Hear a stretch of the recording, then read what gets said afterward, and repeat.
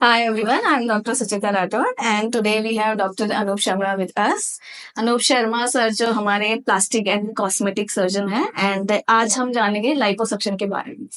तो sir first आपका जो क्वेश्चन है वो आप मुझे ये बता सकते हैं कि लाइपोसक्शन से वेट कम हो सकता है या नहीं?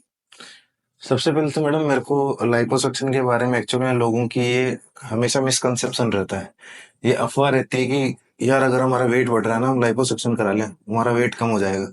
लेकिन एक्चुअल में अगर अपन देखें तो लाइपोसक्शन से वेट कम नहीं होता है।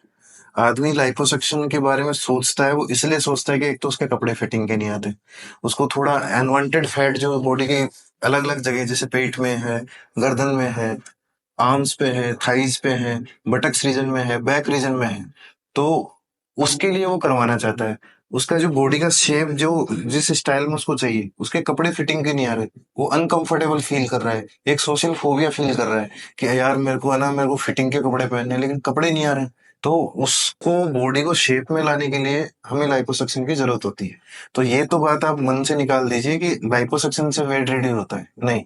लाइपोसक्शन आपके बॉडी की शेप के लिए एक सर्जरी होती है जिसमें आप फैट को, जो फैट एक सॉलिड स्ट्रक्चर है, तो फैट को आप पिघला कर, आपके पास तरीका है, आप फैट को फ्लूइड से आप बर्न करके, मतलब आप पिघला के डिसोल्व करके उसको एक एक 4 से 5 इंसिजन के थ्रू आप सक करके बाहर निकाल लेते हैं। तो ये लाइपोसक्शन है। ठीक है। तो सर ये मोस्टली कौन से बॉडी पार्ट्स पे होता है और किस पे ज्यादा सबसे ज्यादा सक्सेसफुल ऐसा कुछ है तो देखो अगर सक्सेस का? अपन मेल और फीमेल का देखें तो हर जगह फैट डिपोजिशन होता है। जो मेल होता है उसके एब्डोमेन में, थाई में, मतलब आप ही देख लीजिए चेस्ट में गायनेकोमेस्टिया इन फॉर्म ऑफ, है ना, fat deposition with gland enlargement, है ना। किसी भी कोई भी बॉडी एरिया हो सकता है, आप देख लीजिए थाइज, थाइज में अगर मीडियल साइड पे अगर थाइज पे अगर फैट डिपोजिशन है तो वो बल्ब से बन जाते हैं। आप सोचो आप वॉकिंग कर रहे हो, आपके दोनों स्किन ही आपस में ऐसा रगड़ रगड़ के घाव हो रहे हैं, तो वो एक तरीका है कि वहां पर अपन लाइपोसक्शन करें और उसको वापस अपन शेप में लाएं। तो ये डबल चिन, नेक में पूरा पूरा, चेस्ट में जहां पर फैट है वहां पे लाइपोसक्शन कर सकते हैं अपन। ठीक है सर, तो इसमें पेन का, रिकवरी का और स्कार्स का क्या रहता है? कुछ स्कार्स रहेंगे आफ्टर सर्जरी? देखो अभी मैंने बताया कि हम सिर्फ 4 to 5 इंसिजन लेते हैं और ये इंसिजन हम हिडन एरियाज में मारते हैं ताकि आगे पेशेंट को कोई हो नहीं। तो लाइपोसक्शन के प्रोसेस में हम टुमेसेंट अनेस्थीसिया, है ना, टुमेसेंट अनेस्थीसिया एक लोकल अनेस्थीसिया का है। जिस जिस एरिया में हमें लाइपोसक्शन करना है, जिस एरिया में हमें फैट निकालनी है, उस एरिया के लिए हम लाइपोसक्शन के लिए टुमेसेंट सॉल्यूशन बनाते हैं। पेशेंट आपका चाहे जनरल अनेस्थीसिया में हो चाहे स्पाइनल अनेस्थीसिया में हो, लेकिन जो फैट होती है उसको वो डिजोल्व होती है टुमेसेंट से। तो पहले उस एरिया को हम टुमेसेंट डालकर पूरा भर लेते हैं, है ना, जिसको वेट टेक्निक बोलते हैं। और उस वेट टेक्निक के थ्रू फैट पूरा गल जाती है, फैट पूरा डिजोल्व हो जाती है, लिक्विड फॉर्म में आ जाती है। उस फैट को हम निकाल लेते हैं। अब ये टुमेसेंट एनेस्थीसिया क्या होता है कि इसमें लोकल भी होता है, मतलब सुन्न भी कर देता है और पेन रिलीफ भी अच्छा देती है। पेशेंट को 24 to 48 आवर्स तक कोई पेन नहीं होता है ना। तो इसमें रिकवरी बहुत अच्छी होती है बिकॉज आप किसी भी इंटरनल एब्डोमिनल ऑर्गन तक जाते नहीं हो, आप सिर्फ जो स्किन है उसके नीचे की जो सुपरफिशियल फैट है या कुछ एरियाज में जैसे डीप फैट है तो वो आप निकाल देते हैं। तो आप विद इन 24 आवर्स में वॉक करने लग जाएंगे। इसमें आपको कोई ऐसा मतलब प्रिकॉशन रखने की जरूरत नहीं है कि मैं वेट नहीं उठा सकता या कुछ ऐसा नहीं कर सकता। हो सकता है आपको मिनिमल पेन हो, अगर आपका चेस्ट में आपका लाइपोसक्शन किया है, हो सकता है आप ज्यादा वेट उठाएंगे तो आपको दिक्कत हो, but you can return to your normal life within 1 or 2 days। तो इसमें कोई ऐसा खास ऐसा प्रिकॉशन जैसा कुछ नहीं है ना, मतलब पोस्ट ऑप में आपको कोई ज्यादा ऐसे तकलीफ नहीं आती। यहाँ तक कि हम जो इंसिजन जो मारते हैं उसमें हम सुचर भी नहीं करते हैं, जो फ्लूइड होता है वो अपने आप एब्जॉर्ब हो जाता है, जो बॉडी की जो वेसल्स हैं, जो लिम्फेटिक्स हैं, उसके थ्रू अच्छा सा हो जाता है। तो इसमें कुछ ज्यादा ऐसे वो नहीं है, पेशेंट रिकवर हो जाता है अच्छा। ठीक है सर, तो आफ्टर लाइपोसक्शन कुछ एक्स्ट्रा चर्बी बचती है, रहती है उसका देखो कुछ? लाइपोसक्शन में अपन अपन बता रहे हैं कि स्किन स्किन के नीचे जो फैट है वो अपन ने पूरी डिजोल्व करके निकाल ली है। अब डिजोल्व करके निकाल लिया तो वहां पे लूज टिश्यूज स्पेस बन जाता है और वहां पे स्किन जो पूरी रिलैक्स हो जाती है।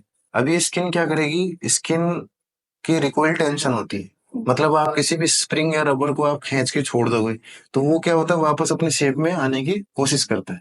तो हमारा स्किन भी क्या है, एक इलास्टिक स्ट्रक्चर है ना? मतलब ये एक तरह से फैट की वजह से खिंचा हुआ था, अब फैट अपन ने निकाल ली, अभी क्या है कि अपनी नॉर्मल पोजीशन में आती है। तो इस नॉर्मल पोजीशन में आने में कम से कम 3 मंथ to 6 मंथ का रिजल्ट और टाइम पीरियड चाहिए। अब पेशेंट एक्सपेक्ट करता है कि यार आज मैंने लाइपोसक्शन कराया, कल मैं वापस वैसे के वैसा हो जाऊं, तो ये एक मिथ है ना? इसमें अंडरस्टैंड करना पड़ेगा पेशेंट को कि एक नॉर्मल प्रोसीजर है स्किन का वापस रिकॉइल होने में, है ना? तो उसमें कम से कम 3 to 6 मंथ का टाइम लगता है और वो डिपेंड करता है आपकी स्किन की टोन कैसी। अगर सपोज आपकी स्किन बहुत ज्यादा हैंगिंग है ना, तो स्ट्रेच मार्क भी है, तो उसमें आपका जो रिकॉइलिंग टेंशन जो टोन है वो अच्छी नहीं होती। तो उस कंडीशन में क्या होता है कि हम जितना एक्स्ट्रा स्किन का पार्ट है वो भी हम कट कर देते हैं। तो उससे क्या है कि आपकी फास्टर जो आपका कॉन्ट्योर के लिए आप जिस पर्पज के लिए आपने सर्जरी कराई है, तो उसमें आपको टाइम पीरियड कम मिलता है। मतलब आप जैसे 3 से 6 महीने का टाइम लग रहा है नॉर्मल में, लेकिन अगर अपन कट कर देंगे तो हो सकता है कि 2-3 महीने में वो रिकवर हो जाए। ये तो सर कौन सा टेक्निक बेस्ट रहेगा लाइपोसक्शन के लिए, लेजर या ट्रेडिशनल? देखो, ट्रेडिशनल जो टेक्निक्स थी वो सक्शन असिस्टेड लाइपोसक्शन था, power assisted liposuction, Vaser, ultrasound guided, और Vaser is also ultrasound guided, Vaser is also the another name of ultrasound guidance. फिर आता है लेजर।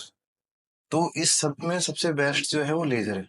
लेजर इसलिए बेस्ट है कि उसका रिजल्ट बहुत अच्छा मिलता है और वो जो बची हुई जो फैट सेल्स है उसको बर्न कर देता है। तो इसलिए जो टाइमिंग होता है कि स्पेस सेटल हो, है ना, और स्किन की जो रिकॉइलिंग कैपेसिटी है वो अच्छा हो जाए, कॉन्टूर बन जाए, तो वो लेजर में ज्यादा अच्छा रहता है। ओके, तो परमानेंट जो रिजल्ट रहता है वो लेजर से रहता है। लेजर हाँ, लेकिन पावर असिस्टेड लाइपोसक्शन को आप ऐसे नकार नहीं सकते कि यार इसका रिजल्ट नहीं है, तो लेकिन रिजल्ट मिलेगा, उसमें मैन पावर ज्यादा लगती है, उसमें टाइमिंग ज्यादा लगता है। लेजर में कम टाइम लगता है, ऑपरेटिंग टाइम भी कम रहता है। ओके, तो sir is it safe in patient जिनमें मेडिकल कंडीशन हो जैसे कि हाँ, बीपी, शुगर? देखो लाइपोसक्शन तो सेफ है, लेकिन जो अनेस्थीसिया वाइज अगर अपन देखें तो डायबिटिक में, कार्डिक प्रॉब्लम में लॉन्ग टाइम आप अनेस्थीसिया दे नहीं सकते। डायबिटिक वैसे भी हीलिंग को थोड़ा इम्पेयर करता है। पेशेंट जो स्मोकर्स हैं उनकी स्किन की वेस्कुलरिटी वैसे ही इम्पेयर्ड रहती है ना? तो इसमें क्या थोड़े दिन कंट्यूजन बनते हैं तो स्किन नेक्रोसिस का भी डर रहता है। Otherwise liposuction is safe surgery, इसमें कोई ऐसा दिक्कत नहीं है। कई बार जो छोटा एरिया है, अगर आपको उसका लाइपोसक्शन करना है तो आप बिना अनेस्थीसिया, मतलब लोकल में ट्यूनिसेंट अनेस्थीसिया में ही आप कर सकते हैं, कुछ छोटे छोटे पार्ट में। Okay sir, thank you so much. धन्यवाद।